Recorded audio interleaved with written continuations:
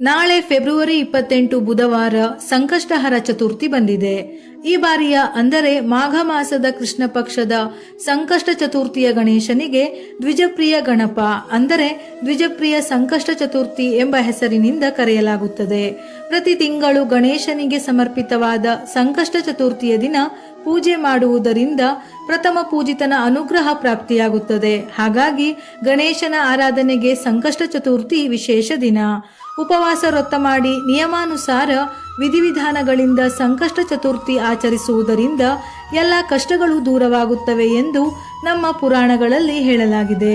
ಚತುರ್ಥಿ ತಿಥಿ ಸಮಯ ನಾಳೆ ಬುಧವಾರ ಬೆಳಗಿನ ಜಾವ 1:53 ಆರಂಭವಾಗಿ ಮರುದಿನ ಅಂದರೆ ಗುರುವಾರ ಬೆಳಗಿನ ಜಾವ 4:18 ಮುಕ್ತಾಯವಾಗುತ್ತದೆ. ಚಂದ್ರೋದಯದ ಸಮಯ ನಾಳೆ ರಾತ್ರಿ 9:42. ವಿಶೇಷವಾಗಿ ಬುಧವಾರದ ದಿನ ಗಣೇಶನನ್ನು ಪೂಜಿಸುವುದು ತುಂಬಾ ಶ್ರೇಷ್ಠ. ಏಕೆಂದರೆ ಬುಧವಾರದ ದಿನವೇ ಗಣೇಶನ ದಿನ.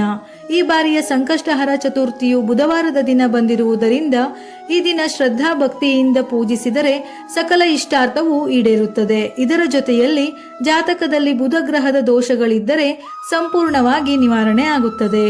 ನಾಳೆಯ ದಿನ ಪ್ರಥಮ ಪೂಜಿತನಿಗೆ ಗರಿಕೆಯನ್ನು ಅರ್ಪಿಸಬೇಕು. ಅದರಲ್ಲೂ ಬುಧವಾರ ಸಂಕಷ್ಟಹರ ಚತುರ್ಥಿ ಬಂದಿರುವುದರಿಂದ 108 ಗರಿಕೆಯ ಜೊತೆ ಗಣೇಶನ ಹೆಸರು ಹೇಳುತ್ತಾ ಅರ್ಪಿಸುವುದು ತುಂಬಾ ಶ್ರೇಷ್ಠ.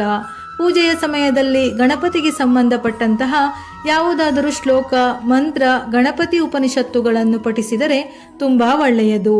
ಸಂಕಷ್ಟಹರ ವ್ರತವನ್ನು ಆಚರಿಸುವವರು ತಪ್ಪದೆ ಈ ದಿನ ವ್ರತದ ಕಥೆಯನ್ನು ಓದಲೇಬೇಕು. ಪೂಜೆಯ ಸಮಯದಲ್ಲಿ ನಾಳೆ ದೇವರ ಮನೆಯಲ್ಲಿ ಕೊಬ್ಬರಿ ಎಣ್ಣೆಯ ದೀಪವನ್ನು ಹಚ್ಚಬೇಕು. ದೀಪಕ್ಕೆ 5 ಬತ್ತಿಗಳನ್ನು ಬಿಡಿಬಿಡಿಯಾಗಿ ಇಟ್ಟು ದೀಪಾರಾಧನೆ ಮಾಡಬೇಕು. ನಾಳೆಯ ದಿನ ತಾಮ್ರದ ಪಾತ್ರೆಗೆ ಗಂಗಾಜಲ ಮತ್ತು 2 ವೀಳ್ಯದೆಲೆಯನ್ನು ಸೇರಿಸಿ ದೇವರ ಮನೆಯಲ್ಲಿ ಇಟ್ಟರೆ ಸಕಾರಾತ್ಮಕತೆ ಹೆಚ್ಚುತ್ತದೆ. ಯಾವುದಾದರೂ ನಿರ್ದಿಷ್ಟ ಕೆಲಸದಲ್ಲಿ ಯಶಸ್ಸನ್ನು ಪಡೆಯಲು ಈ ದಿನ ದೇವರ ಮನೆಯಲ್ಲಿ 2 ವೀಳ್ಯದೆಲೆ ಮತ್ತು 2 ಏಲಕ್ಕಿಗಳನ್ನು ಇಟ್ಟು ಪ್ರಾರ್ಥಿಸಿ ಪೂಜೆಯನ್ನು ಮಾಡಿದರೆ ಯಶಸ್ಸು ಸಿಗುತ್ತದೆ. ಈ ದಿನ ಗಣೇಶ ಚಾಲಿಸವನ್ನು ಪಠಿಸಿ ಪೂಜಿಸಿದರೆ ತುಂಬಾ ಒಳ್ಳೆಯದು. ಇದರಿಂದ ಗಣೇಶನು ಸಂತೃಪ್ತನಾಗಿ ಭಕ್ತರ ಇಷ್ಟಾರ್ಥಗಳನ್ನು ಪೂರೈಸುತ್ತಾನೆ.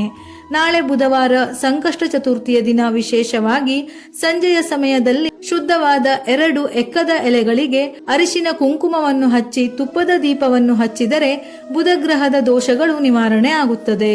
ಈ ದಿನ ಕೆಂಪು ಮತ್ತು ಬಿಳಿ ಹೂವುಗಳನ್ನು ದೇವರ ನೈವೇದ್ಯಕ್ಕೆ ಅರ್ಪಿಸಬೇಕು. ಕೆಂಪು ದಾಸವಾಳವಿದ್ದರೆ ತುಂಬಾ ಶ್ರೇಷ್ಠ. ಈ ದಿನ ಚಂದ್ರನನ್ನು ಕೂಡ ಪೂಜಿಸಲಾಗುವುದು.